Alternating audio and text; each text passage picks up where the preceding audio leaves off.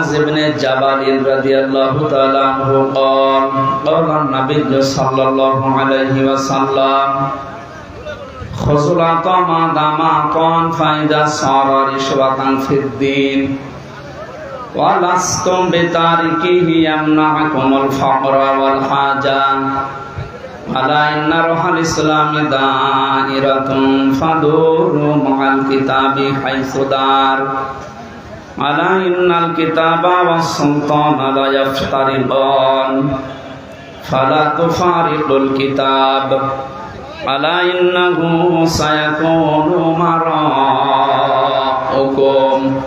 إلى آخر الحديث رواه ابن ماجه.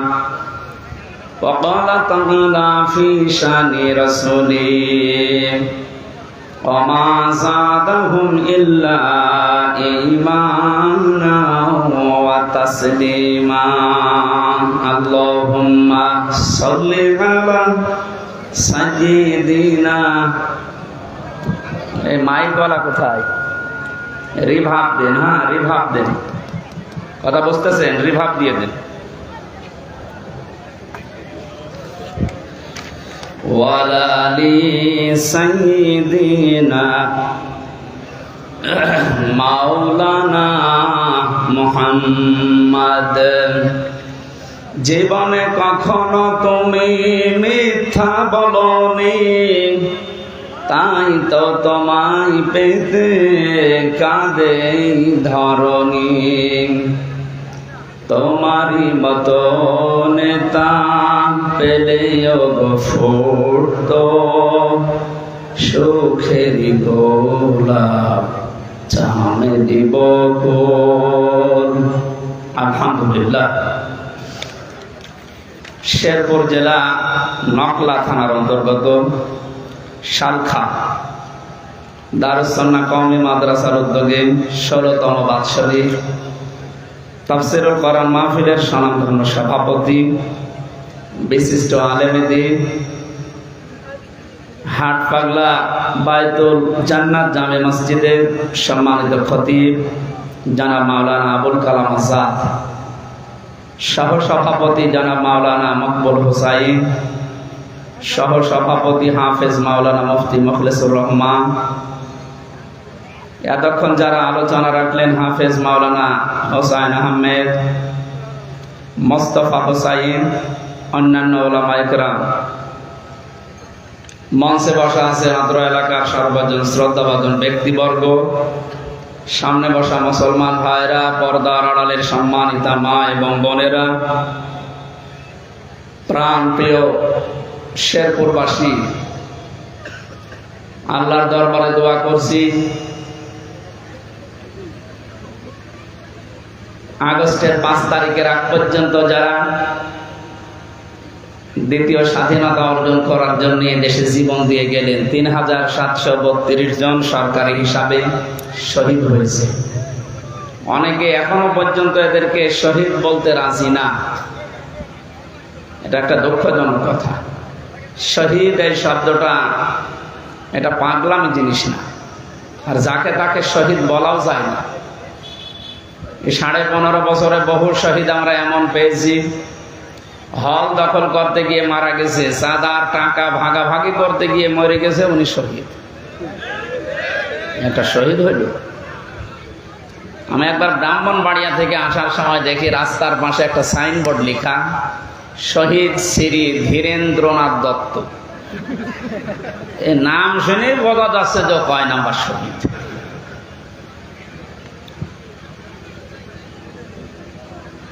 চব্বিশের এই বিপ্লবে যারা জীবন দিলেন এরা এরকম না।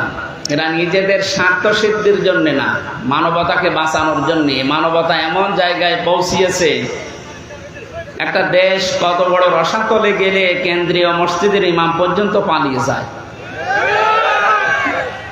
জাতীয় মসজিদের ইমামও পালিয়ে গেছে। আপনি যদি কিছু না করেন পালালেন কেন বলেন? এই 15.5 বছরে ইসলামপন্থী বিশেষ করে আলেম ওলামাদের প্রতি যে জুলুম অত্যাচার নির্যাতন ছিল সেরকম তো কিছুই হয়নি আপনাদের উপরে। এরপর আপনি পালিয়ে গেলেন, মানে তার মানে আপনি দোষী। যারা দোষী তারা পালিয়ে যায়, যে মানুষগুলোর দোষ নেই, এ মানুষগুলো পালানোর চিন্তা ভাবনা নেই। আপনি দেখেন না 15.5 বছরে মাওলানা মামুনুল হক হাফিজাহুল্লাহ 3.5 বছর ফাঁসির কন্ডেম ছিল, ছেলে ছিল। আমি ওনার সাথে ছিলাম 3টা বছর। তো আমি তো পালিয়ে যাইনি। ওই সময় আমাকে অফার দিয়েছিল, শুধু নামটা লিখান, আপনাকে এখনই ছেড়ে দিচ্ছি। না, এই জালেমের খাতায় নাম লেখানো সম্ভব না। এই জন্য কষ্টটাও আমার একটু বেশি দিয়েছি। রিমান্ডে মাটির নিচে আয়না ঘরের নাম শোনেন, আমি নিজে ছিলাম, বহু কষ্ট দিয়েছি। এই জন্য শরীর স্বাভাবিক হচ্ছে না। যারা শহীদ হয়ে গেলেন এই মানুষগুলো সম্পর্কে কেউ যদি কথা বলে মুখ দিয়ে, আল্লাহ সেই মুখের উপরে নোটিশ দিয়েছেন, ওয়ালা তাকুলু লিমা ইউকতালু ফি সাবিলিল্লাহি আমওয়াত বাল আহইয়াউ ওয়ালাকিন লা তাশউরুন। আল্লাহ তাআলা বলেন এই মুখ দিয়ে কথা বলবি না। শুধু একজনকে বলেন না, ওয়ালা তাকুলু, বহু বছর কেউ এ কথা বলবি না যে শহীদ যারা এরা মারা গেছে, এরা জীবিত এবং তোমরা এটা টের পাও না। তাই এতটুকু আল্লাহ শেষ করেননি। মানুষ মুখ দিয়ে কথা বলার পরে ধারণা করে অন্তর দিয়ে। কি দিয়ে বলেন তো? আল্লাহ রাব্বুল আলামিন ধারণার উপরও নোটিশ দিয়েছেন, ওয়ালা তাহসাবান্নাল্লাযীনা কুতিলু ফি সাবিলিল্লাহি আমওয়াত বাল আহইয়াউন ইনদা রাব্বিহিম ইরযাকুন। সূরা আলে ইমরানের ভেতরে আছে যে মানুষগুলো আমি আল্লাহর জন্য জীবন দিয়ে গেল, এদেরকে মৃত বলবা না, বলা তো যাবেই না, ধারণাও করবা না। তারা মরে না, তারা জীবিত এবং আমি আল্লাহর কাছে রিজিক পাই। অনকলাবাসী, আমার প্রশ্ন, মানুষ ঘুমিয়ে থাকলে খাওয়া লাগে? জবাব দেন না কেন? জেগে থাকলে খাওয়া লাগে? খাবার খেলে যেহেতু রক্ত মাংস গোশত এগুলো তৈরি হয়, আল্লাহ পাক বলেন যারা শাহাদত বরণ করে কোনদিন দুঃসাহস নিয়ে কথা বলবা না যে মারা গেছে, ধারণাও করবা না। কারণ এরা এক স্থান থেকে আর এক স্থানে ইন্তেকাল নকল করিস। শুধু এখান থেকে ওখানে যাওয়ার পরে ওরা জীবিত এবং ওরা খাবার পাচ্ছে আমি আল্লাহর কাছে। এ মাওলানা যদি এখন ঈমান নিয়ে মারা যায়, কবরে রেখে দেবেন, কিয়ামত পর্যন্ত ঘুমিয়ে থাকবে, এতটুকুই শেষ, আর কিছু নেই। উনি ঘুমিয়ে পড়বে, কিয়ামতের সিংহায় ফৎকার দেওয়ার পরে উনি উঠবে, ময়দানে মাহশারে দৌড়াবে। কিন্তু মানুষগুলো শহীদ হয়, আল্লাহ জানিয়েছেন এরা মরে না, এরা ঘুমায়ও না, এরা জীবিত। এরা জেগে থাকে, যেহেতু জেগে থাকলে খাবার খাওয়া লাগে, এটা আমি নিজে খাওয়াই তাদেরকে। সুতরাং শাহাদত যারা বরণ করেছে এখনো পর্যন্ত 2780 জন হাত পালারে হাসপাতালের বেডে কাতরাচ্ছে। আমরা একটা হাদিস পরিচিত সবাই জানি, বিশ্বনবী যেদিন নবুয়ত পাওয়ার পরে বাড়িতে আসেন, ওই দিন বলেছিলেন জাম্মিলুনি, আমাকে ঢেকে দাও, বলেছিলেন না? এ কথা বলার কারণ ছিল কয়েকটা। তিনি বলেন আমি জীবনের উপরে আশঙ্কা করছি, আমি মনে হয় আর বাঁচব না, আমাকে ঢেকে দাও। তার স্ত্রী হযরতে খাদিজাতুল কুবরা তখনও পর্যন্ত তিনি ঈমান আনেননি, কারণ দাওয়াতই তো পাননি। তিনি ওই সময় 5টা কথা নবীজিকে বলেছিলেন। বিশ্বনবীকে তিনি 2য় নম্বরে জানালেন অতাকসিবুল কাল্লা, হে নবী আপনি ভয় পাবেন না। আপনি কেন ভয় পান? জিন পরে ভূত যাই বলেন এবং কি আল্লাহ আপনাকে ভয় দেখাতে পারেন না। আপনি তো মানুষের বোঝা হালকা করেন। তাহমিলুল কাল্লা, আপনি মানুষের বোঝা হালকা করেন। দুঃখের বোঝা, ঋণের বোঝা, কষ্টের বোঝা, হাজারো বোঝা আপনি দুনিয়াতে হালকা করে দেন। মানুষের বোঝা আপনি বহন করে, আপনি ভয় পাবেন কেন? এই সত্য শব্দ দিয়ে শিক্ষায় যারা নবীর উম্মত হবে কিয়ামত পর্যন্ত তারা মানুষের বোঝা বহনকারী হবে, বোঝা দেবে না। কথা বলে না কেন? তারা মানুষকে বোঝা দেবে না, বোঝা বহন করবে, বোঝা হালকা করে দেবে। দুঃখজনক হলেও সত্য, যিনি পালিয়ে গেল উনি এই দেশে হাজার হাজার কোটি টাকা তার দলের লোকজন দিয়ে বাইরে পাচার করার মাধ্যমে একটা ঋণের বোঝা আমাদের দিয়ে গেল। এখন এই দেশে এমন অবস্থা, কেউ যদি এখনই জন্মগ্রহণ করে ওর মাথার উপরে 1 লাখ টাকার ঋণ। আপনি কি রাগ করলেন? শুধু এতটুকুই না, এই যে 2780 জন মানুষ এখনো হাসপাতালে কাতরাচ্ছে, কারো হাত নেই, কারো পা নেই, কারো চোখ নেই। এই কথা বলছেন না কেন? এই মানুষগুলো যে বিশাল বোঝা তার পরিবারের জন্য, সারাটা জীবন তার মা বাবা, তার ভাই বোন, তার স্ত্রী সন্তান যারা আছে দুনিয়াতে, সবার কাছে তার একটা বোঝা। এই বোঝাটা আপনি দিয়ে চলে গেলেন, পালিয়ে যখন যাবেন আরেকটু আগে যেতে পারলেন না। তাহলে তো এই বোঝাটা অন্তত আমরা এখন বহন করা লাগতো না। 3732 জন সরকারি হিসাবেরা দুনিয়া থেকে বিদায় নিল। এই মানুষগুলো তাদের পরিবারের জন্য কর্মক্ষম ছিল, উপার্জন করতে পারত। আপনি তাদেরকে বিদায় করে দিলেন যেভাবেই হোক, এটার জন্য আপনি নিজেই দায়ী। যদি এর আগেই চলে যেতেন বা ছেড়ে দিতেন, তাহলে মানুষগুলো জীবন দিত না। কথা বলেন না? আপনি কি মনে করছেন শহীদ আবু সাঈদের জীবনের কোনো মূল্য নেই? ওর কোনো মায়া ছিল না জানের প্রতি? আপনার জীবনের ওপর যেমন মায়া আছে, ওরও ছিল। কিন্তু যখন দেখেছি করব কি জীবন নিয়ে, অনার্স মাস্টার্স করার পরও ফার্স্ট ক্লাস ফার্স্ট হয়, এরপরও বৈষম্যের শিকার, 14 রকমের কোটা দিয়ে আমার ভাগ্য পর্যন্ত আসে না। নিজের জন্য না, সারা বাংলাদেশের দিকে তাকিয়ে দেখলেন এই জুলুম মানা যায় না, শেষ পর্যন্ত জীবনটাই দিয়ে দিয়েছেন। আমার মনে হয় তার জীবনটা আল্লাহ কবুল করেছেন। ওয়ালিয়ালামাল্লাহুল্লাযীনা আমানু ওয়া ইয়াত্তাখিযা মিনকুম শুহাদা। রব্বুল আলামিন বলেন, এই যে যুগের আবর্তন বিবর্তন আমি ঘটাই, তিলকাল আইয়ামু নুদাউবিলুহা। কেন ঘটায় এগুলো জানো? মাঝে মাঝে পৃথিবী গরম হয়ে যায়, এর মাধ্যমে কিছু মানুষকে আমি আল্লাহ শাহাদতের মরণ দিয়ে ধন্য করি। আমি বললাম না মাওলানা এখন ঈমান নিয়ে মারা গেলে ঘুমিয়ে থাকবে, এই শেষ। কিন্তু শাহাদতের মরণ যদি কেউ পায়, ও ঘুমায় না, ও জীবিত, জেগে থাকে এবং আল্লাহ নিজে তাকে খাওয়ায়। এটা খেলে যে রক্ত তৈরি হয়, গোশত তৈরি হয়, এর প্রমাণ হযরতে হামজা রাদিয়াল্লাহু তাআলা আনহু। তিনি ইন্তেকালের প্রায় 30 বছর পর তার কবরটা ভেঙে গিয়েছিল একবার। মদিনাতে বিশাল একটা ঢল হওয়ার কারণে ঢলের পানিগুলো কবর ভেঙে ভেঙে যখন আসছিল, দেখা যাচ্ছে পানির ভেতরে একেবারে তাজা রক্ত। উহুদের ময়দানে ওই সময় যারা হযরতে হামজার সাথে যুদ্ধ করেছিল, অনেকে বেঁচে আছে, তারা মুরব্বী হয়ে গেছে। রক্ত অনুসন্ধান করতে গিয়ে দেখে বিশ্বনবীর আপন চাচা হযরতে হামজা শাহাদত বরণ করে যে সমস্ত জায়গায় তাকে আঘাত করা হয়েছিল, ওই ক্ষত বিক্ষত জায়গাগুলো দিয়ে এখনো তাজা রক্ত বের হচ্ছে। শেরপুরবাসী খাবার যদি না খাবে, 30 বছর পরে তার শরীর থেকে রক্ত আসলো কোত্থেকে? কথা বলে না। এই জন্য শাহাদত যারা বরণ করে, এই মানুষগুলো আসলে মারা যায় না, এদের ধারণাও করা যাবে না, মুখ দিয়ে তো বলা যাবে না। যারা স্বাধীন একটা দেশ, আমাদেরকে যে মুক্তভাবে এখন কথা বলতে পারছি, এ শেরপুরে বহুবার আসার পরে আমি ঘুরে গেছি। আপনি কি মনে করছেন শেরপুর, ময়মনসিংহ, হালুয়াঘাট আমি আসি না? বহুবার আসার চেষ্টা করেছি। কোথায়? আমার বাড়ি কুষ্টিয়া, আসতেই লাগে 7-8 ঘন্টা।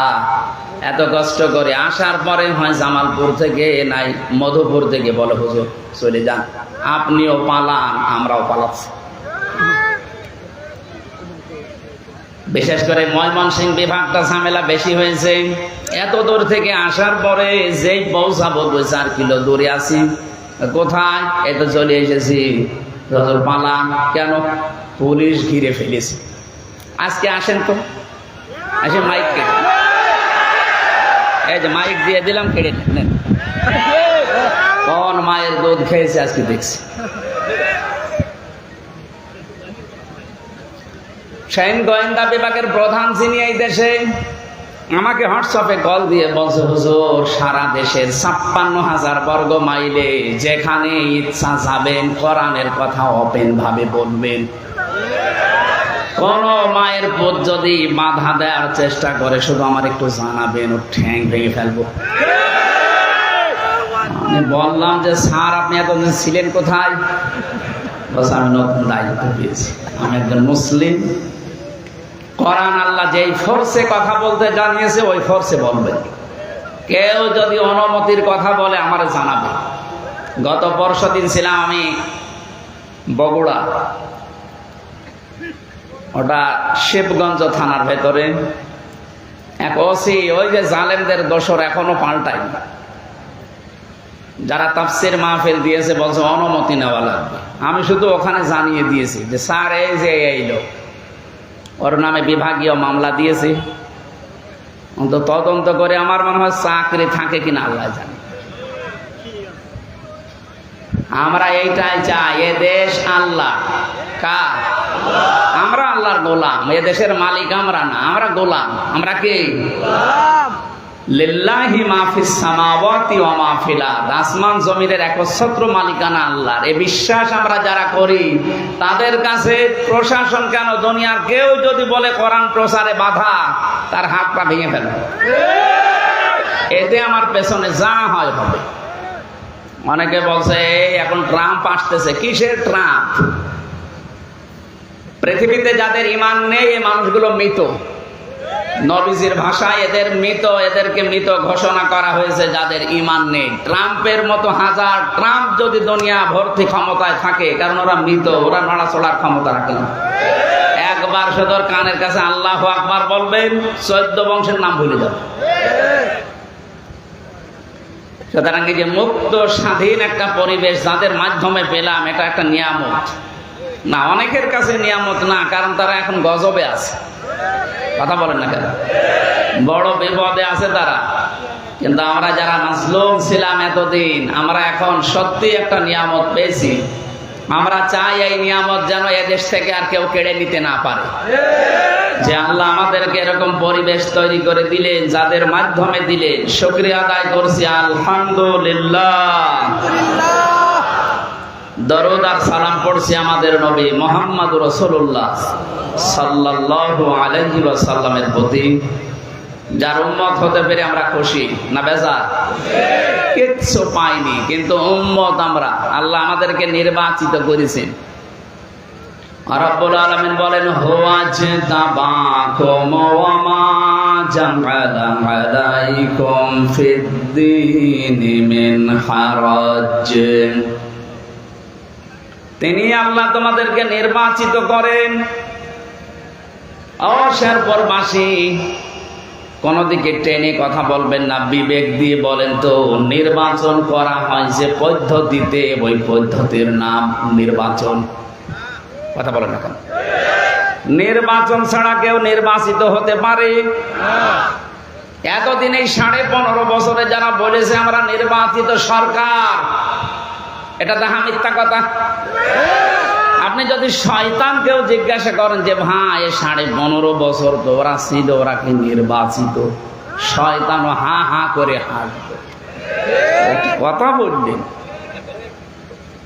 আরে নির্বাচিত করা হয় যে পদ্ধতিতে, সে নির্বাচিত ছিল না, তো নির্বাচিত হইল কি করে?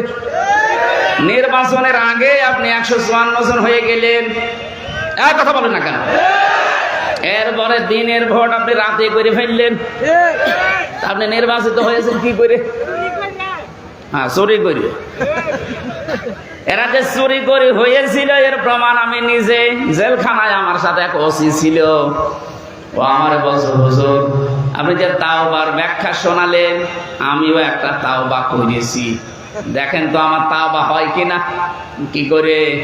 সেই যে নির্বাচন গেল, ওই সময় আমি বাইরে ছিলাম, রাত 12টার পর থেকে আমার যে দল বল আছে এগুলো নিয়ে আমি ভোট কাটা আরম্ভ করলাম আল্লাহর নামে। হ্যাঁ, এইভাবে বলি, সেই যে কোরআন শরীফ আমার সামনে, আচ্ছা আল্লাহর নামে আমি ভোট কাটা আরম্ভ করলাম। আমি আমার এসআই আমার কনস্টেবল যারা আছে সবাইকে নিয়ে ফজর পর্যন্ত ভোট কাটলাম, বাক্স ভর্তি করে করে পাঠিয়ে দিলাম জায়গা মতো। এবার আমি গোসল করলাম, ওযু করার পরে নামাজ পড়লাম, এরপরে পড়লাম আস্তাগফিরুল্লাহ। হুজুর আমার তাওবা হয়েছে? না, তাওবা হয়নি, ভণ্ডামি হয়েছে। এটা ভণ্ডামি না? আপনি আস্তাগফিরুল্লাহ পড়ছেন কোন কারণে? আপনি কি আল্লাহর কাছে দোষ করেছেন হামজার কাছে? এক কথা বলছেন না কেন? ভোট কি আল্লাহ দেবে না হামজা দেবে? হামজা দেবে। আমার মতো 3.5 লাখ 4 লাখ হামজা এক জায়গায় হলে আপনি একটা এমপি হবে, আর আপনি সব নিজেই করে দিলেন। এর পরে বলছেন আস্তাগফিরুল্লাহ। ইয়ার কি মারা জায়গা বাংলা? শেরপুরবাসী সাফ কথা, পরিষ্কার কথা শোনেন। অপরাধ যার কাছে স্বীকার করবেন তার কাছে। আপনি কি আল্লাহর কাছে অপরাধ করেছেন যে আস্তাগফিরুল্লাহ পড়লেন? অপরাধ করেছেন যাদের কাছে, এদের কাছে আগে মাপ চাবেন। কিন্তু দুঃখজনক বিষয় হচ্ছে যাদের কাছে মাপ চাবেন এদের অনেকেই কিন্তু নির্বাচনের পরে মরে গেছে। কি কথা বলেন না কেন? এখন তাদের কাছে মাপ চাবেন কি করে? তার মানে যারা এই সমস্ত অন্যায় অবিচারের সাথে যারা জড়িত ছিলেন তাদের দুনিয়াও শেষ, আখিরাতও শেষ। ভাইদের মাপ পাওয়ার একটা পদ্ধতি আছে।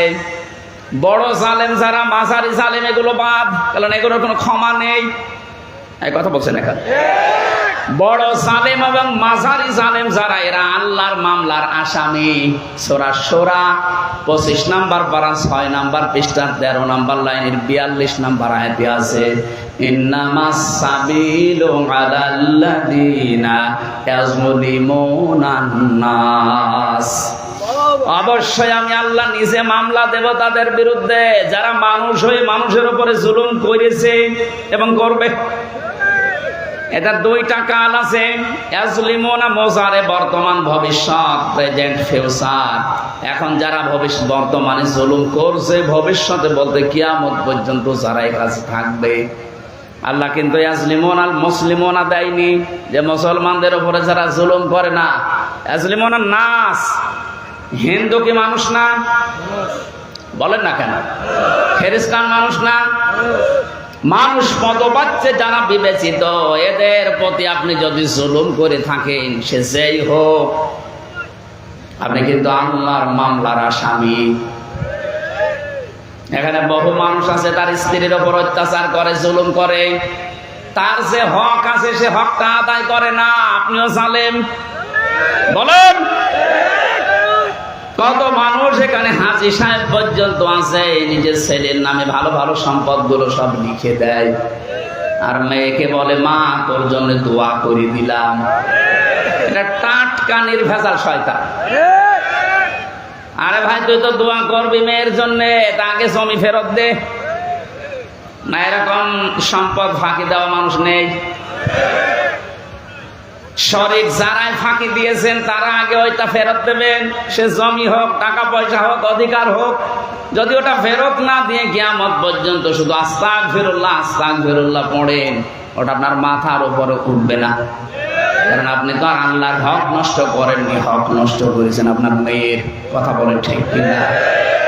আশা করছি আমি ইঙ্গিত দিলাম, বুঝে ফেলেছেন। এখন বড়টার মাঝারিটা তো বাদ গেল। ছোটখাটো জালেম যারা, বুঝে হোক না বুঝে হোক, হয়তো সাপোর্ট দিয়েছে, একটু সাথে ছিল, এরকম জালেম দেশে নেই। এই মানুষগুলোকে আমি বাঁচাতে চাই। বড়টার মাঝারিটা ওদের দুনিয়াও শেষ, আখিরাতও শেষ। আল্লাহু লা ইয়াহদিল কওমাজ জালিমিন। ইহদি এটা মোজারে, বর্তমান ভবিষ্যৎ, প্রেজেন্ট ফিউচার। আল্লাহ বলেন জালেমদেরকে আমি হেদায়েত দিচ্ছি না, দেব না। সুতরাং ওদের কপাল পোড়া, ওদের শেষ সব। কিন্তু যেই মানুষগুলো ছোটখাটো বুঝে না বুঝে হয়তো সাপোর্ট করতো, একটু সাথে ছিল, বিভিন্ন কারণে এদের মাপ পাওয়ার একটা পদ্ধতি আছে। এটা আমাদের জানা দরকার।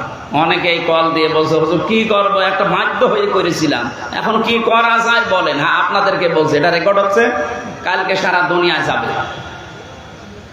আমরা হাদিস থেকে এই তথ্যটা পেয়েছি। বিশ্ব নবীর কাছে একজন মহিলা যুবতী এসে বলে, হে রাসূল আমি জিনা করে ফেলেছি, দয়া করে আপনি আমাকে মুক্ত করেন, এ পাপ থেকে আমি পরিত্রাণ চাই। নবীজি বললেন এ কথা কাউকে বলবা না, বাড়ি চলে যাও। মহিলা আবার সামনে গিয়ে বলে, হে রাসূল আমি জিনা করেছি, যৌবনের তাড়নায় পড়ে করে ফেলেছি, দয়া করে আপনি আমাকে পাপ থেকে মুক্ত করেন। বিশ্বনবী বললেন ঠিক আছে বাড়ি চলে যাও, কাউকে বলবা না। তৃতীয়বার আবার এসে বলে, হে নবী, দয়া করে আমাকে শাস্তি দেন, আমাকে মুক্ত করেন। কারণ দুনিয়াতে কোনো অপরাধ করার পরে যদি ওটার শাস্তি না হয়, কিয়ামতের দিন ওই পাপের শাস্তি আল্লাহ ডবল করে দেবে। 3টা পাপের শাস্তি ডবল করে দেওয়া হয়। সূরা ফুরকানের ভেতরে আছে, ওয়াল্লাযীনা লা ইয়াদউনা মা'আল্লাহি ইলাহান আখার ওয়া লা ইয়াকতুলুনান নাফসাল্লাতী হারামাল্লাহু ইল্লা বিল হক ওয়া লা ইয়াজনুন ইলা আখির আয়াত। আল্লাহ পাক বলেন, যারা আল্লাহকে ডাকে কিন্তু সাথে অন্য কাউকে যোগ করে, ওয়াল্লাযীনা লা ইয়াদউনা মা'আল্লাহ, আল্লাহর সাথে অন্য কাউকে যারা যোগ করে ডাকে। আর এটা বাংলাদেশ, ভারত আর পাকিস্তানে বেশি। বিশ্বের বহু দেশ আমি এই ছোট বয়সে ঘোরাফেরা করে দেখেছি। পৃথিবীর কোন দেশে অমুসলিম ভরা 100 জনের 95 জন অমুসলিম আছে। এই যে সিঙ্গাপুরে, সেখানেও এই গোনাটা নেই। কিছুদিন আগে আমি এই সমস্ত দেশগুলো ঘুরে দেখেছি, বহু অমুসলিম দেশে তারা এমনিতে আল্লাহর বাইরে অন্য কাউকে ডাকে, কিন্তু আমরা যারা আল্লাহকে ডাকি মাঝে মাঝে অন্য কাউকে যোগ করি। কিছুক্ষণ বলছে ইয়া আল্লাহ, ইয়া আল্লাহ, এরপরে ইয়া আলী বাবা, শাহ আলী বাবা, এই কথা বলছেন কেন? যদিও আপনাদের এই ময়মনসিংহ বিভাগে এটা কম, এটা ওই ব্রাহ্মণবাড়িয়া, কুমিল্লা ওইদিকে বেশি। ওদের বাবার কোনো অভাব নেই, অথচ নিজের বাবারে কোনোদিন বাবা বলেও ডাকে না। কোন জায়গা থেকে কোন জটালা বাবা বের হয়, পাগল হয়ে গেছে। তাহলে যারা আল্লাহকে ডাকে কিন্তু সাথে অন্য কাউকে ডাকে, এবং আল্লাহর নামকে যারা এলহাদ করে, পরিবর্ধন করে ফেলে। কোরআনে কারিমে সূরা আরাফ 180 নম্বর আয়াত, ওয়ালিল্লাহিল আসমাউল হুসনা ফাদউহু বিহা ওয়া যারুল্লাযীনা ইউলহিদুনা ফি আসমাই ইলা আখির আয়াত। আল্লাহ পাক বলেন, আমি আল্লাহর অনেক ভালো ভালো নাম আছে, যে নামে পারো আমাকে ডাকো, কিন্তু সাবধান, আমার নামকে পরিবর্তন করে ফেলবা না। আমার নামের সাথে যারা এলহাদ করে তাদের সাথে মিলেও ডাকবা না। আজ বাংলাদেশের হাজারো দরবার থেকে এই গণাটা চালু হয়ে গেছে। আল্লাহকে ডাকে, পাশাপাশি এমন কাউকে ডাকা আরম্ভ করেছে যেটা নিষিদ্ধ। এক কথা বলে না কেন? এটা জানা শোনার পরে কেউ করবেন না। সুতরাং যারা শালি বাবা, দয়াল বাবা, পাগলা বাবা, খাজা বাবা বলে ডাকছে, এদের শাস্তি হবে ডবল। এখানে অনেক আলেম বসে আছে, জিজ্ঞাসা করেন তো আমি বানিয়ে বলছি কিনা। 2 নম্বরে যারা হত্যা সে কারণে করা লাগে, ওই কারণ বাদ দিয়ে বিনা কারণে কোনো মানুষকে যদি কেউ হত্যা করে, তার শাস্তি হবে ডবল। এই যে 3732 জন মানুষ আপনি মেরে ফেললেন, কোন কারণে মেরেছেন আপনি জবাব দেন, বলেন। তারা তো তাদের অধিকার আদায়ের জন্য গিয়েছিল, কোনো তো দোষ ছিল না তাদের। আপনি এতদিন বৈষম্যের শিকার করে রেখে দিলেন। একটা মানুষকে 15 বছর পর্যন্ত তার চেয়ারে বসতে দেননি, এটা একটা বৈষম্য না? হ্যাঁ, কথা বলেন না কেন? কয়েকদিন আগে আমি একটা এসপি অফিসে গিয়েছিলাম। এসপি সাহেব বলছে, হুজুর 15.5 বছর আমি ওএসডি হয়েছিলাম, আমার যে জায়গা আমার যেতে দেয়নি। এই 5 তারিখের পরে আমার এই জেলার এসপি করে পাঠিয়েছে। কত বড় বৈষম্য বলেন তো? সে এতদিন ডিআইজি হয়ে যাওয়ার কথা ছিল, অথচ তার বাদ দিয়ে এক জায়গায় বসিয়ে রেখেছে, পুলিশ লাইনে থাক। এবার আপনাদের উপরে যদি এটা করা হয়, আপনি দেখেন কেমন লাগে। বিশ্ববিদ্যালয়ে থাকাকালীন একটা উপন্যাস পড়েছিলাম, দেখ কেমন লাগে। এটা পড়ার পরে আমি আজ এই যে জালেম এখন যারা ধরা পড়ছে, এদেরকে যখন মাথায় দড়ি দিয়ে কোর্টে নেওয়া হয়, তখন মনে হয় যে দেখ কেমন লাগে। এর আগে তো আলেমদের মাথায় দড়ি দিয়ে, হাতে হ্যান্ডকাপ দিয়ে, কালো কাপড় দিয়ে চোখ বেঁধে নিয়ে আসতেন। এখন তো নিজেরাই শিকার, দেখ কেমন লাগে।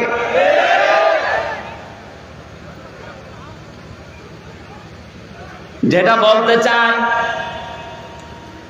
তিন নম্বরে পৃথিবীতে যারা জেনা করে এই জেনাকারী মানুষদের শাস্তি হবে ডবল। জেনা এদেশে নেই, এক কথা বলেন না কেন?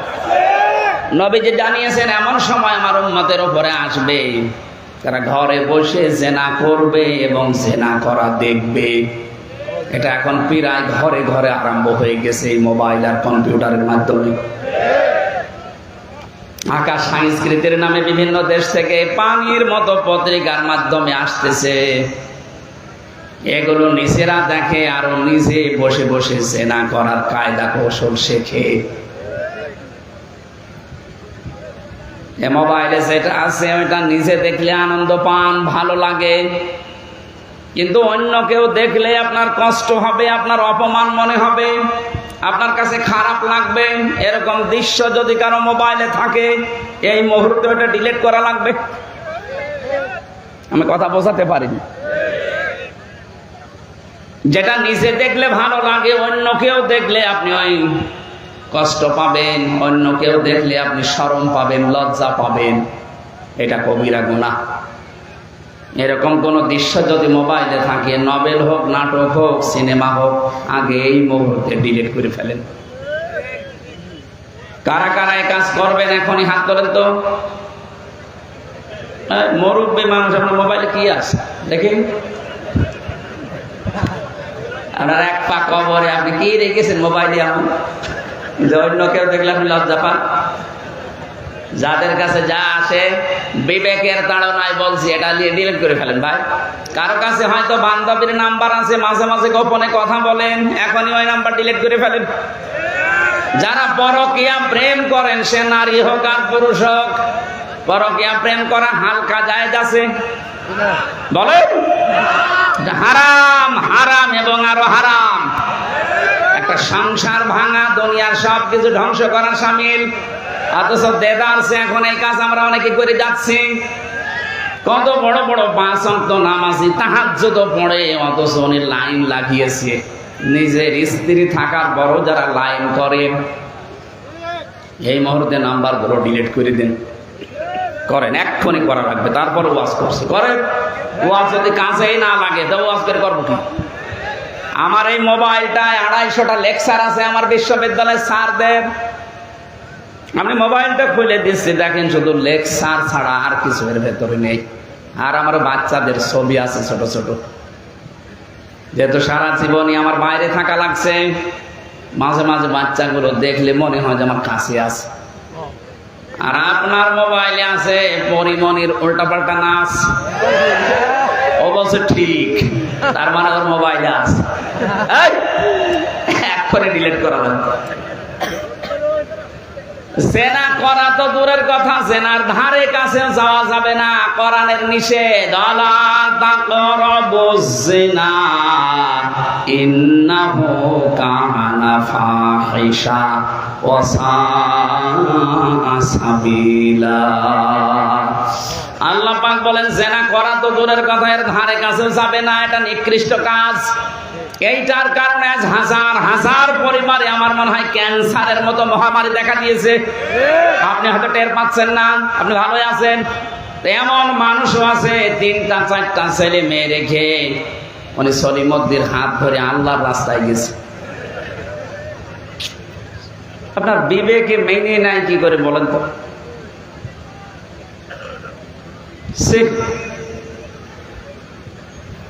আমি আবার রিপিট করছি, নিজে দেখলে ভালো লাগে, আনন্দ লাগে, অন্য কেউ দেখলে লজ্জা পান। এমন বিষয় যদি কারো মোবাইলে কম্পিউটারে থাকে, এক্ষুনি ডিলিট করা লাগবে। যারা রাজি নেই তারা হাত তোলেন। আলহামদুলিল্লাহ, মাহফিল সাকসেস। এই কথা যদি ঠিক রাখতে পারেন, এই এলাকায় আল্লাহর রহমত নাজিল হবে। কারণ যারা আল্লাহর উপরে ঈমান আনার পরে তাকওয়া অবলম্বন করে, লাফাতাহনা আলাইহিম বারাকাতিম মিনাস সামাই ওয়াল আরদ, আসমান আর জমিনের যত বরকতের দরজা আল্লাহ নিজে সব খুলে দেয়। লাফাতাহনা, এখানে ফাইল আল্লাহ নিজে। আল্লাহ গ্যারান্টি দিচ্ছেন, সুপারলেটিভ ডিগ্রি, এটা অবশ্যই আমি আল্লাহ খুলে দেব। সুতরাং এই এলাকায় এই গোনাটা বন্ধ চাই। এই গোপন গোনার কারণে অনেক নিয়ামত আল্লাহ বন্ধ করে রাখে। এই গোপন গোনা এলাকায় আছে না নেই? আশা করছি এটা বন্ধ করবেন। একটা পরিবার নষ্ট হয়ে যাচ্ছে শুধু এই পরকীয়া প্রেমের কারণে। এই জন্য জেনা যারা করে, শুধু লজ্জাস্থানের জেনা না, হাতের জেনা আছে, মুখের জেনা আছে, চোখের জেনা আছে, হৃদয়ের জেনা আছে। এই কথা বলেন না কেন? সর্বশেষ এটা পরিপূর্ণ হয় লজ্জাস্থান দিয়ে। আল্লাহ আমাদেরকে যেন বাঁচান, কারণ জেনার অপরাধ যার জীবনে তাকে শাস্তি দেওয়া হবে কয়টা? ইদাফ লাহুমুল আযাব, লাহুল আযাব, তাদের শাস্তি হবে ডবল। আল্লাহ তুমি আমাদেরকে অপরাধ থেকে বাঁচাও, এই তিনটা। আল্লাহর সাথে যেন আমরা কাউকে না ডাকি, কারণ উনি যেটা পারবে ওইটা অন্য কেউ পারবে, বিশ্বাস করা যায় না। কথা বলেন না কেন? একটা কলমের মাথার ভেতরে যেমন একটা কলম বাদ দিয়ে দুইটা কলম আপনি রাখতে পারবেন না, একটা মোবাইলের ক্যাসিং এর ভেতরে একটা বাদে দুইটা মোবাইল যেমন রাখা যায় না, যে অন্তরে আল্লাহর প্রতি ঈমান আছে, ভয় আছে, অন্য কোনো বিষয় সেখানে থাকতে পারে না। মেয়েটা বলছে, হে রাসূল, আমি যৌবনের তাড়নায় করেছি, আপনি আমাকে মুক্ত করেন। এখানে শিক্ষা আছে। এইটা বিশ্বনবীকে ওই মহিলাকে বলতে পারতেন না, ঠিক আছে যা করেছো করেছো, আস্তাগফিরুল্লাহ পড়ে নাও, পারতেন না? বলেছিলেন না। তিনি প্রথমে বললেন, তুমি কি জেনা করার দ্বারা গর্ভবতী? বলে হ্যাঁ। তাহলে তো শাস্তি দেওয়া যাবে না, তোমাকে মুক্ত করার জন্য আগে এই সন্তানটা ডেলিভারি হওয়া লাগবে। যাও, যতদিন ডেলিভারি না হয় আমার কাছে আসবা না। ডেলিভারি হওয়ার পরে সঙ্গে সঙ্গে এসে বলে, হে রাসূল, আপনি দয়া করে বিচারটা করেন। নবীজি বললেন, না, আমি মানুষের হক পৌঁছিয়ে দেওয়ার জন্য এসেছি, মানুষের হক নষ্ট করার জন্য আসি না। তুমি হয়তো অপরাধী, কিন্তু তোমার এই বাচ্চাটার অধিকার আছে। তোমার বুকের 2 বছর দুধ খাওয়া লাগবে। কয় বছর? এই যে দুধ খাওয়ানো, এটা কি মায়ের দায়িত্ব না বাবার? আপনি কি আলেম? আন্দাজে মায়ের বলছেন মানে? এখানে আলেম যারা আছে এদেরকে সূরা বাকারার 233 নম্বর আয়াতটা পড়ার জন্য বলছে, ওয়াল ওয়ালিদাতু ইউরদি'না আওলাদাহুন্না হাওলাইনি কামিলাইনি লিমান আরাদা ইয়াতিম্মার রাদা। আল্লাহ পাক এখানে আদেশ দিয়েছেন 2 বছর দুধ খাওয়ানো লাগবে। শব্দটা লিমান আরাদা, আইয়ুতিম্মার রাদা মুযাক্কার শব্দ, মুআন্নাস আল্লাহ দেননি। স্ত্রীবাচক শব্দ না দিয়ে পুরুষবাচক শব্দ দিলেন কেন? দুধ খাওয়ানোর জন্য যা লাগবে এটার জন্য বাবার দায়িত্ব, মায়ের না। হ্যাঁ, এখানে মুযাক্কার দিয়েছেন আল্লাহ। আল্লাহ কি না বুঝে দিয়েছেন? 8টা কারণ আছে এখানে। আপনারা আছেন না চলে যাচ্ছেন? হ্যাঁ, কোন মা যদি দুনিয়ায় সন্তানকে দুধ না দেয় তার গুনাহ হবে না। বাবার দায়িত্ব, যদি মা বলে আমারে 5 লাখ করে টাকা দেওয়া লাগবে, একটা সন্তান 2 বছর দুধ দিতে পারি, আপনাকে তাই দেওয়া লাগবে। আমার মনে হয় এটা মাইকে বলা ঠিক হইল না। ওই যে সব দাঁড়িয়ে আছে, ও আজকে যে ধর্মঘট করবে না। আমারও তো 1 মাস 2 দিন আগে একটা বাচ্চা হয়েছে।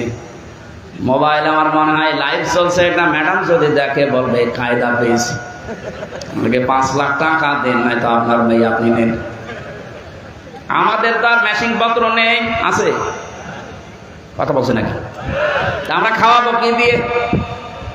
এই জন্যই তো বাধ্য হয়ে মেয়েদের দায়িত্ব দিয়েছেন।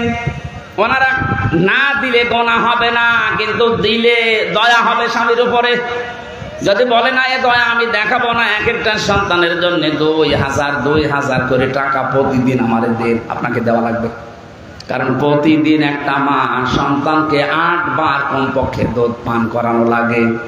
বিজ্ঞান প্রমাণ করছে প্রতিবার কমপক্ষে 1 পোয়া করে দেওয়া লাগে। প্রতিদিন 2 কেজি করে। 2 বছরে আমি হিসাব করেছি 36 মণ দুধ খাই আমরা। কত? মায়ের মন 1.5 মণ। মায়ের ওজন কত? 1.5 মণ বা 60-70 কেজি হবে। সেখান থেকে 36 মণ এক একজন সন্তানের জন্য। আমার গ্রামে একজন আছে, ওর 12টা মেয়ে, 4টা ছেলে। আমি একদিন ওরে নিয়ে হিসাব করলাম, দেখি কয় মণ দুধ আল্লাহ বের করিস। 772 মণ হয়েছে।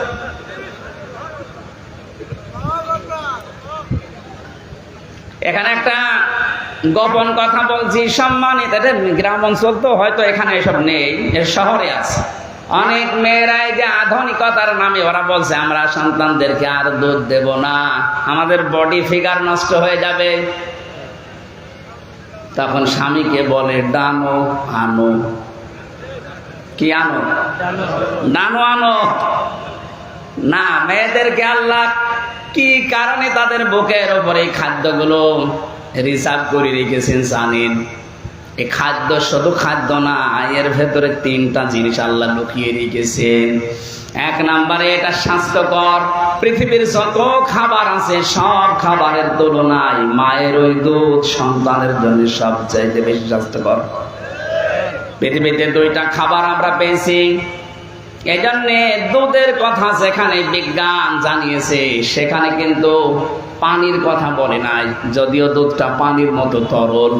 দুধের কথা বলতে গেলে বিজ্ঞান জানিয়েছে, চিকিৎসা বিজ্ঞান, milk is an ideal food.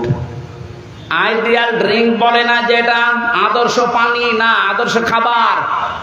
আরে ভাই, দুধ যতক্ষণ পর্যন্ত জমাট না বাঁধবে, দই না হবে, ঘি না হবে, মাখন না হবে, ততক্ষণ তো ওটা খাবার বলা যায় না, পানি। কথা বলে না কেন? কিন্তু খাবার বলছে কারণ কি? বিজ্ঞান তার আন্দাজে বলে নাই, সব পরে। ভাই আগে মনাজাতের আগে কিচ্ছু দেবেন না, আপনি মনে হয় অন্য মনস্ক হয়ে আছেন। আমি কিন্তু এখন জিজ্ঞাসা করবো যে কথা তুলেছিলাম, যদি না বলতে পারেন এখানে বসে থাকাবো না, আর আমি বসে আছি।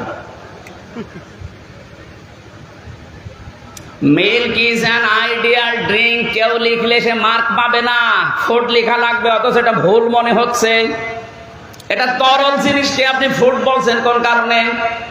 এই কারণে বলা লাগে পৃথিবীর এই একটাই মাত্র খাবার আছে, যাদের পিপাসা লাগে পানি পান করেন, পিপাসা মিটে যাবে, কিন্তু ক্ষুধা মিটবে না। আপনার যদি ক্ষুধা লাগে খাবার খাবেন, ক্ষুধা মিটবে, কিন্তু পিপাসা মিটবে না। এক একটার এক এক গুণ। একটা মাত্র খাবার আল্লাহ দুনিয়ায় পাঠিয়েছে, যেটা খেলে ক্ষুধাও মিটে যায়, পিপাসাও মিটে যায়, এর নাম দুধ। এই জন্য সন্তান হওয়ার পরে 6 মাস একাধারে দুনিয়ার কোনো কিছু খাওয়ানোর নিয়ম নেই, শুধু দুধ ছাড়া। কথা বলছেন এখানে? যেই সন্তান জন্মের পরে যত বেশি মায়ের স্তন থেকে দুধ পান করবে, সে তত বেশি রোগ মুক্ত থাকবে, তত বেশি হৃষ্টপুষ্ট হবে। আমার মনে হয় আমি জন্মের পর একটু দুধ কম পেয়েছিলাম, এর জন্য আমার শরীর চলে না। যারা বেশি পেয়েছে ওদের শরীর দেখছেন না? মা বোনেরা, আপনাদেরকে বলছি, যদিও এটা আপনার দায়িত্ব না, কিন্তু জিনিসপত্র আল্লাহ আপনাকে দিয়েছে। এই স্তনে যদি কেউ দুধ জমা করে রাখে, সন্তানকে না দিয়ে বডি নষ্ট হয়ে যাবে মনে করে। পৃথিবীর একটা নিয়ম আছে, কোনো জিনিস এক জায়গায় জমাট বেঁধে রাখলে নষ্ট হয়ে যায়। আপনি পানি এক জায়গায় রাখেন, দেখবেন নষ্ট হয়ে যাবে, পচন ধরবে, পোকামাকড় তৈরি হবে, দুর্গন্ধ হবে। কথা বলছেন না কেন? লোহা লক্কড় এক জায়গায় রাখেন, মরিচা ধরে যাবে, জং ধরে যাবে, নষ্ট হয়ে যাবে। এই যে দুনিয়াতে আমরা যাই এক জায়গায় রাখি, নষ্ট হয়, তার প্রমাণ এই ক্ষমতা। ক্ষমতাও এতদিন এক জায়গায় ছিল, এই জন্যই নষ্ট হয়ে গেছে। আপনি কি আবার বুঝে ফিরেছেন? পৃথিবীর কোনো জিনিস এক জায়গায় রাখা ঠিক নাই। দুধ আল্লাহ এখানে এক জায়গায় রাখার জন্য দেয়নি, এটা সন্তানের খাবার হিসাবে দিয়েছেন। আপনি জমাট করে রেখে শেষে ক্যান্সারের সম্ভাবনা দেখা দেবে, কেটে বাদ দেওয়া লাগবে। এই জন্য আশা করছে, যদিও আপনার দায়িত্ব না, না দিলে আপনার গণনা নেই, কিন্তু আল্লাহ ব্যবস্থা করেছেন আপনার, আমারে দেয়নি। আপনি আশা করছে পালন করবেন। হ্যাঁ, টাকা পয়সা যদি স্বামী ওই রকম পর্যায়ে থাকে তাহলে তার কাছ থেকে নেন। আমরা গরিব মানুষ, আমরা তো দিতে পারছি না। জেনা করার বিষয়টা আমি তুলেছিলাম। মেয়েটি বলছে, হে রাসূল, 2 বছর আমি দুধ খাওয়িয়েছি, এখন আমার এই ছেলেটা নেন। নবীজি বললেন, ছেলেটাকে এক সাহাবীর আন্ডারে দিয়ে দিলাম। সাহাবী মেয়েরা যারা আছে তাদেরকে বললেন, এই মেয়ে লোককে মাটির ভেতরে গেড়ে দাও, উপর থেকে পাথর একটা নিক্ষেপ করো। আমরা সে শিক্ষাটাই পর্যন্ত এবার চলে এসেছি। চারিদিক থেকে যখন পাথর জ্বলছিল বৃষ্টির মতো, হযরতে খালিদ ইবনে ওয়ালিদ বলেন, আমি একটা পাথর এত জোরে মারলাম, পাথরটা লাগার পরে ফিনকি দিয়ে রক্ত আমার শরীরে এসে লেগেছে। আমি বরদোয়া দিলাম যে এরকম নাপাক মহিলার রক্ত আমার শরীরে লেগেছে। নবীজি এ কথা শোনার পরেই বললেন, খালিদ থামো, এ কথা বলবা না। আমি নবী, তুমি নবী না। আমি যা দেখতে পাই তুমি দেখতে পাও না। আমি নবী হয়ে একটা জিনিস দেখতে পাচ্ছি। জিবরাইল আমাকে এই মাত্র বলে গেল, এই মহিলার যে অনুশোচনা, এই মহিলার যে তাওবা, এর যে সিস্টেমটা, এর মনের ভেতরে যে আকুতি ছিল, যে পেরেশানি ছিল এতদিন, আল্লাহ রাব্বুল আলামিন এত বেশি পছন্দ করেছে তার এই তাওবাকে। কোন জালেমও যদি এভাবে তাওবা করে যেতে পারে, তাকে আল্লাহ মাফ করে দেবে। কি বুঝলেন আপনি? জন্মের পর থেকে আলেমদের মুখে হাদিস শুনেছেন, আমি জানি। এর ব্যাখ্যাটা হচ্ছে, পৃথিবীতে এই মহিলা যদি ওই সময় পড়তো আস্তাগফিরুল্লাহ, ওর মাফ হইতো না। কারণ তো আল্লাহর কাছে শুধু অপরাধ করে নাই, ওই ছেলেটা একটা জারজ সন্তান হয়ে গেল। এ কথা বলছে না কেন? আজ হাজারো মানুষ যারা 15.5 বছর পর্যন্ত জুলুম, অত্যাচার, নির্যাতন, গুম, খুন, আয়না ঘর, মিথ্যা মামলা দিয়ে মানুষকে হয়রানির পর হয়রানি করেছেন, 15 বছর ঘরে ঘুমাতে দেননি, তার ব্যবসা বন্ধ করে দিয়েছেন। এই কথা বলছে না কেন? আপনি যে জুলুম করেছেন, এটা শুধু আস্তাগফিরুল্লাহ পড়লে হবে না। এই গুনার অপরাধের শাস্তি আগে দুনিয়ায় নেওয়া লাগবে। আর যার যে পরিমাণ ক্ষতি করেছেন, ওই ক্ষতিপূরণ তাকে দেওয়া লাগবে। আপনার কারণে যারা আজ 15 বছর বিনা কারণে মামলা, মোকদ্দমা, জেল, জরিমানার শিকার, আপনাকে ওইরকম কিছু করা লাগবে। আমার আপনি বিনা কারণে জেল খাটালেন 3 বছর। আমার বাবার বাড়ি থেকে প্রায় 32 লাখের উপরে টাকা খরচ হয়ে গেছে।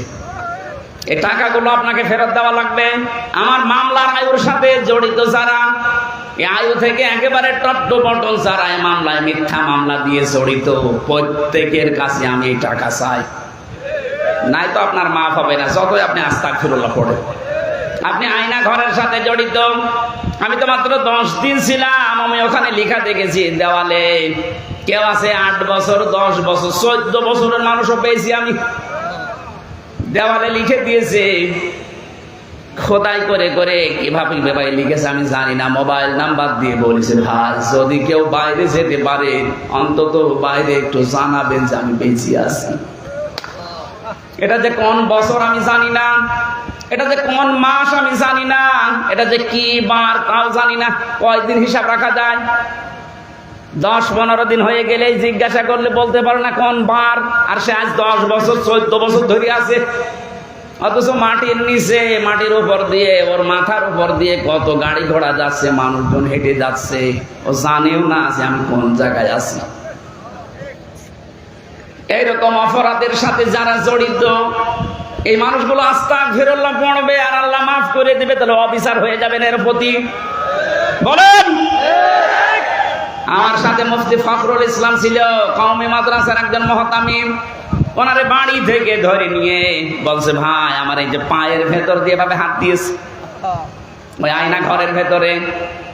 আমার বলছে, হামজা ভাই আপনার সাথে কি করেছে আমি জানি না, তে আমার সাথে অপরাধ হচ্ছে যে এইভাবে হাত দিয়ে পার ভেতর দিয়ে, সামনে যে লোহার রড দেওয়া আছে, রডের সাথে হাত দিয়ে হ্যান্ডকাপ দিয়ে আটকিয়ে দিয়েছে।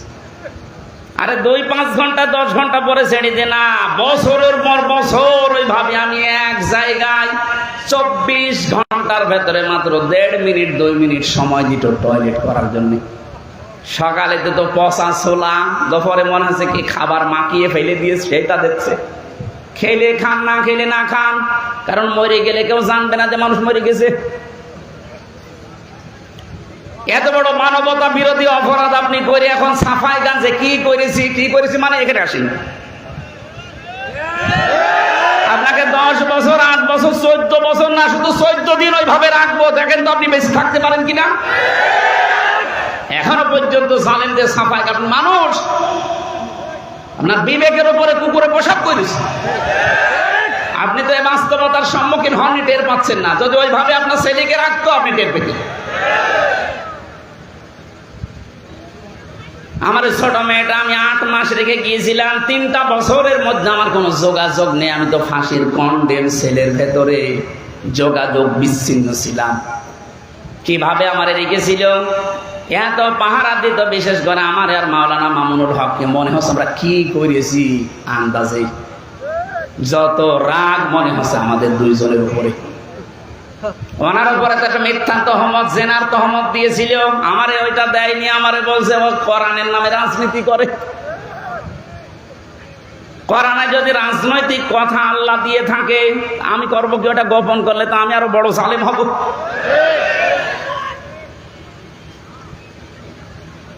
ওনারে দেখতাম ফাঁসির ওই ছেলের ভেতরে আমার সাথে ছিল, হাত পা ছেড়ে দিয়ে একেবারে হাত পা ছেড়ে দিয়ে শুয়ে আছে। কি ভাই আপনি এমন করে থাকেন? আমারে বলতো, ভাই এই যে শুয়ে থাকা কত বড় নিয়ামত আমি জানি। আমি তো 2-5 দিন 2-5 ঘন্টা না, বছরের পর বছর এইভাবে বলেন তো একটা মানুষকে আপনি শুয়ে থাকতে দেন, পায়ের ভেতর দিয়ে হাত দিস, এই যে হাঁটুর ভেতর দিয়ে, সামনে লোহার ব্যারিকেড, ওর সাথে হাত নিয়ে হ্যান্ডকাপ দিয়ে আটকিয়ে দিস। এই যে শুয়ে থাকা, আমারে মাথা এখনো পর্যন্ত এই নীলজাড়ায় ব্যথা, আমি এখনো ছাড়িনি এটা। এত ডাক্তার কবিরাজ কিছুই হচ্ছে না, কারণ এতে 1-2 দিনের না।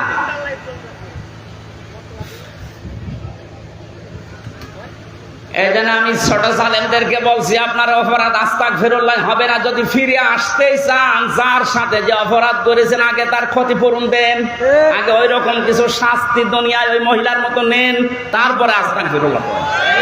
আমি আশা করছি আমি কথা বোঝাতে পেরেছি। যদি না বোঝার ভান করে থাকেন, মোনাজাতের পরে বসবেন, আপনার কানে কানে বলছি। এই কথা বোঝেননি? আল্লাহ আমাদের হেফাজত করুন, আমিন। আজকে তেলাওয়াত করেছে সূরা আরাফের 179 নম্বর আয়াত। আমার আজকের আলোচনার বিষয় হচ্ছে বিবেক। কি বললাম? বলেন। এই বিবেকটা আজ কাজে না লাগার কারণে আজ এই দেশের অবস্থায়। শিক্ষিত মানুষ দায়িত্ব ছিল না, কিন্তু বিবেক মরে গিয়েছিল। আপনি জানা শোনার পরে এই অপরাধের সাথে জড়িত, বিশেষ করে গুমের সাথে আর আয়না ঘরের সাথে ওরা যে আচরণ করতো ভেতরে মানুষের সাথে, আমার মাঝে মাঝে চিন্তা হইতো যে বাড়ি যে ঘুমায় কি করি।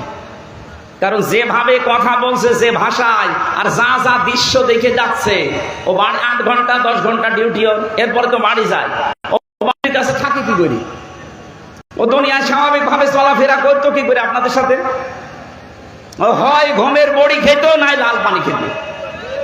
বলেন, তাছাড়া ওর জীবন, ওর স্বাভাবিক জীবন যাপন করা সম্ভব না। যা করে মাটি নিচে, ভয়ঙ্কর একটা জায়গা, কবরের চাইতেও খারাপ। বিবেকটা আজ আমাদের মারা গেছে। এই জন্য আমাদের অবস্থায় 350 এমপি, তাদের নামে এখন মামলা এমনি হচ্ছে। গত পরশুদিন 1 সচিব ধরা পড়েছে, 1,15,00,000 টাকা তার বাড়িতে। বলছে এগুলো আমি 10 টাকা 20 টাকা করে গুছিয়েছি। ওরে শয়তান, 10 টাকা 20 টাকা করে গুছিয়ে 1,15,00,000 টাকা হয়, ও তো কিয়ামত হয়ে যাবে। 1,15,00,000 আপনি হিসাব করে দেখেন, আপনার ক্যালকুলেটর নষ্ট হয়ে যাবে। ও বলছে আমি 10 টাকা 5 টাকা করে গুছিয়েছি। বিবেকটাই মরে গিয়েছে যারা দায়িত্বে ছিল এতদিন।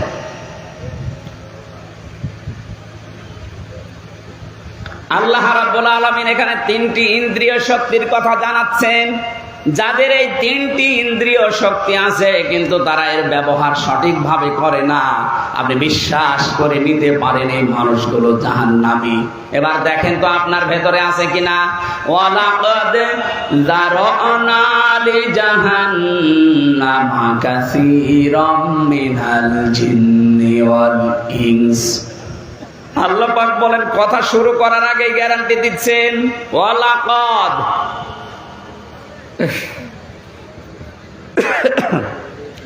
লাম একটা, কদ একটা। আল্লাহ পাক গ্যারান্টি দিচ্ছেন এত বেশি, কারণ কি? কারণ কথাটার গুরুত্ব আছে অনেক বেশি। পুরা কোরআন শরীফে আমি অনেকগুলো কারণ পেয়েছি জাহান্নামে দেবে আল্লাহ কাদেরকে। এখানে আল্লাহ দিয়েছেন 3টা। শেরপুরবাসী বিবেক যাদের আছে তাদেরকে বলছে, এবার আপনি মেলাবেন আপনার সাথে 3টা মেলে কিনা। 1 নম্বরে, অবশ্যই আমি অধিকাংশ মানুষ আর জিনকে জাহান্নামে দেব, এই জন্যই বানিয়েছি। প্রশ্ন আসতে পারে, আল্লাহ কাসির না দিয়ে কাসির র দিয়েছেন, কলিল দেননি, কাসির দিয়েছেন। আল্লাহ যদি বলতেন অল্প কিছু মানুষ আর জিন জাহান্নামে দেব, তাহলে মেনে নিতাম। কাসির বেশি বেশি বেশি শব্দ দিয়েছেন, বেশি বেশি মানুষ আর জিন যদি জাহান্নামে যাবে, আমাদের দোষ কিসের? আমাদের দোষ হচ্ছে এই জায়গায় তিনটি ইন্দ্রিয় শক্তির কথা আল্লাহ এখানে পরপর জানিয়ে দিচ্ছেন। লাহুম কুলুবুল লা ইয়াফকাহুনা বিহা, যাদের বিবেক আছে এই মানুষগুলো বিবেক কাজে লাগায় না। যাদের কলব আছে, কলব থাকার পরও তারা বোঝে না, এই মানুষগুলো জাহান্নামে যাবে। আর এই ধরনের মানুষ তামাম দুনিয়ার ভেতরে বাংলাদেশে বেশি। বিবেক যাদের আছে, যাদের কাজে লাগবে না, ওই মানুষগুলো যাবে কোথায়? জাহান্নামে। বলেন কোথায় যাবে? আল্লাহ আপনার বিবেকের কাছে প্রশ্ন করছেন, হাল আতা আলাল ইনসানি হাইনুম মিনাদ দাহরি লাম ইয়াকুন শাইআম মাযকুরা। এই হামজা, তোর জীবনে কি এমন কোন সময় যায়নি যে সময় উল্লেখ করার মতো কিছু ছিল না? আমি আল্লাহ তোকে বীর্য থেকে পর্যন্ত বানিয়েছি। তোর বাবা আর মায়ের দায়িত্ব ছিল শুধু বিছানায় থাকা, বাকি যা করা আমি আল্লাহ করেছি। কথা বলেন না কেন? ইয়াখরুজু মিন বাইনিস সুলবি ওয়াত তারায়েব, বাবার স্ফলিঙ্গ দিয়ে যখন দ্রুত গতিতে না পাক পানিটা বের হয়ে মায়ের রেহেমের ভেতরে জমা হয়, বিজ্ঞান এখন জানিয়েছে ওটা দিয়ে আল্লাহ চারটা জিনিস বানায়: চুল, রগ, হাড় আর পর্দা। মায়ের নাপাক পানি দিয়ে চারটা জিনিস তৈরি হয়: রক্ত, গোশত, চর্বি আর চামড়া। চার আটটা জিনিস যখন এক হয়ে যায়, আল্লাহ বলেন আমার রব নামের কারণে আমি নিজে তোকে পাঁচটা জিনিস দান করি। ওয়াজআলা লাকুমুস সামআ ওয়াল আবসারা ওয়াল আফইদা ইলা আখির আয়াত। সূরা নাহলের 14 নম্বর পারা, 14 নম্বর পৃষ্ঠা, 14 নম্বর লাইনের 78 নম্বর আয়াতের শেষের দিকে আছে। আল্লাহ পাক বলেন আমি শ্রবণ শক্তি, দর্শন শক্তি, বাক শক্তি, আকেল শক্তি আর ঘ্রাণ শক্তি, এই পাঁচটা আমার রব নামের কারণে তোকে দান করি। ৮ ৫ 13টা জিনিস যখন এক হয়, তখন ফেরেশতারা বলে আল্লাহ এর আকার দেব কি? এটা কি ছেলের আকার দেব না মেয়ের আকার দেব? এই সিদ্ধান্ত আমি আল্লাহ দেই। ওয়াল্লাযী ইউসাউবিরুকুম ফিল আরহামি কাইফা ইয়াশা, তিনি সে আল্লাহ যিনি মায়ের রেহেমের ভেতরে তোমাদের আকার আকৃতি তৈরি করেন। সুতরাং কোন মেয়ে লোকের বারবার যদি ছেলে হয় বা মেয়ে হয়, যদি কোনো স্বামী রাগ করে, বউর উপরে রাগ করে না, রাগ করে আল্লাহর উপরে, কারণ আকার বানিয়েছে ওর বউ না আল্লাহ। আরো জোরে বলেন। এজন্য মূর্খ মানুষগুলো এটা করতে পারে। আপনি যেহেতু আল্লাহকে ভয় পান, মুসলিম দাবি করেন, ছেলে হোক মেয়ে হোক ওইটা নিয়ে সন্তুষ্ট থাকা লাগবে। বউর উপরে রাগ করা মানে আল্লাহর উপরে রাগ করা। আল্লাহ পাক বিবেককে কাজে লাগাতে জানিয়েছেন, কারণ যারা দুনিয়ায় বিবেক কাজে লাগাবে তারা কোনোদিন রাস্তা হারাবে না। আজ আমরা রাস্তা হারিয়ে ফেলেছি অধিকাংশ মানুষেরা, কারণ বিবেকটা নেই। থাকার পরেও যারা কাজে লাগাবে না। সূরা আনফালের ভেতরে আছে 22 নম্বর আয়াত, ইন্না শাররাদ দাওয়াবি ইনদাল্লাহিস সাম্মুল বুকুমুল্লাযীনা লা ইয়াকিলুন। আল্লাহ পাক বলেন সৃষ্টিতে যত কিছু বানিয়েছি সব চাইতে আমি আল্লাহর কাছে নিকৃষ্ট সৃষ্টি তারা, যাদের বিবেক আছে কিন্তু কাজে লাগায় না। আমরা আল্লাহর কাছে নিকৃষ্ট হতে চাই না, উৎকৃষ্ট হতে চাই। আজকে থেকে এই বিবেকটা কাজে লাগাবেন। জাহান্নামী মানুষগুলো যখন জাহান্নামের গেটে যেয়ে দাঁড়াবে, দারোয়ান ফেরেশতা যিনি আছে মালিক, উনি জিজ্ঞাসা করবেন আলাম ইয়াতিকুম রুসুলুম মিনকুম ইয়াতলুনা আলাইকুম আয়াতি রাব্বিকুম ওয়া ইউনজিরুনাকুম লিকা ইয়াউমিকুম হাদা। আজকে আমরা জাহান্নামে আসলে তোমাদের কাছে তোমাদের নবী রাসূল কি যায়নি? এমন কোন কোরআনের আয়াত তেলাওয়াত করে করে তোমাদেরকে কি সতর্ক করেনি এই দিন সম্পর্কে, যে জাহান্নাম সম্পর্কে? তারা বলবে ক্বালু বালা ওয়ালাকিন হাক্কাত কালিমাতুল আযাবি আলাল কাফিরিন। হ্যাঁ গিয়েছিল, কিন্তু আজকে তো আযাব কাফের যারা তাদের জন্য নির্ধারিত। ওই মানুষগুলো তখন সবাই এক বাক্যে জবাব দেবে দুইটা, আকালু লাউ কুন্না নাসমাউ আও নাকিলু মা কুন্না ফি আসহাবিস সাঈদ। ওই সময় যদি আমরা শুনতাম, তার মানে শোনার পরে যদি আমাদের বিবেকটা কাজে লাগাতাম, আজকে জাহান্নামে সাঈর নামক এই জায়গায় আমাদের আশা লাগতো না। ফাতারাফু বিযামবিহিম ফাসহাকাল লিআসহাবিস সাঈর। আল্লাহ বলেন নিজের অপরাধ তখন তারা স্বীকার করবে এমন জায়গায় যেখানে শুধরানোর কোনো পথ নেই। এই জন্য আমাদের বিবেক যাদের আছে, আমরা আজকে থেকে এখন থেকে কাজে লাগাই। আমি কিন্তু সতর্ক করছি আপনাদেরকে বারবার। আজ যারা সিন্ডিকেট করার মাধ্যমে হাজার হাজার কোটি টাকার মালিক হয়ে যাচ্ছেন দেশে, কিন্তু মানুষের কষ্ট হচ্ছে। সিন্ডিকেটের দ্বারা মানুষের কষ্ট হচ্ছে না? এক কথা বলে না কেন? আজ ডিম নিয়ে সিন্ডিকেট, পেঁয়াজ নিয়ে সিন্ডিকেট, চাউল নিয়ে সিন্ডিকেট, ডাল নিয়ে সিন্ডিকেট। এই সিন্ডিকেট গুলো করে করে যারা নিজেদের সম্পদের পাহাড় তৈরি করছেন, কি করবেন? আপনার বিবেক কাজে লাগে না একবারও? কোরআনে কারিমে বারবার এ বিষয়ে হযরতে সালেহ আলাইহিস সালামের জামানার কথা জানিয়েছেন। সালেহ নবীর মানুষদেরকে আল্লাহ ধ্বংস করার পেছনে দুইটা কারণ ছিল।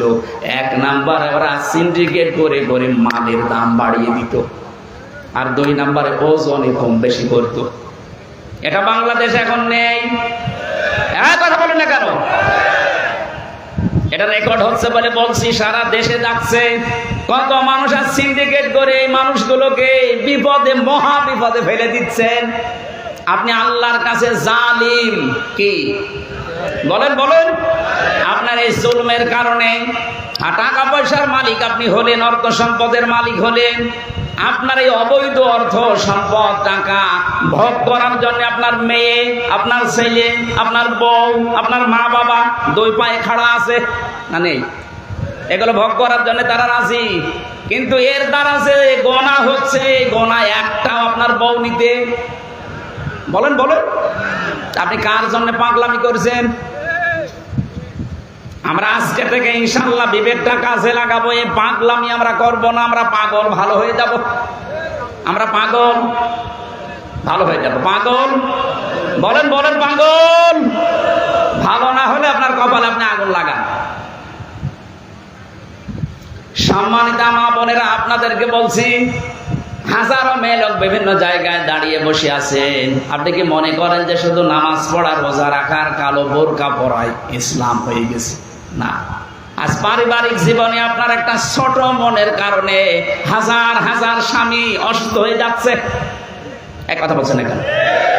আমি সহ যারা স্বামী আছে এখানে, কোন স্বামী এইটা চাই না যে বিয়ের পরে আমার মা বাবা আমার থেকে আলাদা হয়ে যাক। চাই? চাই? 100টার 98টা পরিবারে আজ এই সমস্যা। আল্লাহওয়ালা মেয়ে মানুষ, কিন্তু শাশুড়িকে সহ্য করতে পারে না। আপনার নিজের মা হলে এরকম করতে পারতেন? আপনি কি করবেন? নামাজ দিয়ে, রোজা দিয়ে, কালো বোরকা দিয়ে 25-30 বছর পর্যন্ত এর পেছনের মা বাবা শ্রম দিল, আর 2 দিন আপনাকে ঘরে আনতে দেরি, আপনি বলেন যে আলাদা হন, আলাদা হন। আপনাকে এই পানি পড়া খাওয়ানোর পেছনে কারণ হচ্ছে আপনার মা আর আপনার বড় বোন। ওরা ওখান থেকে শুধু বিষ পড়া দেয়, আর কতদিন থাকবে, আলাদা হয়ে যা, আরামে খেতে পারবে। আপনার ভাবি আপনার ভাইকে যদি এই কান পড়া দিত, কেমন লাগতো আপনার বলেন? অনেক মুরব্বী মহিলা শাশুড়ি আছে, আমরা দেখেছি, এরা মানুষের কাছে গল্প করে, আমার যে জামাই আছে, আমার মেয়ের যে জামাই খুব ভালো মানুষ, আল্লাহর ফেরেশতা, শুধু আমার মেয়ের কথা শোনে।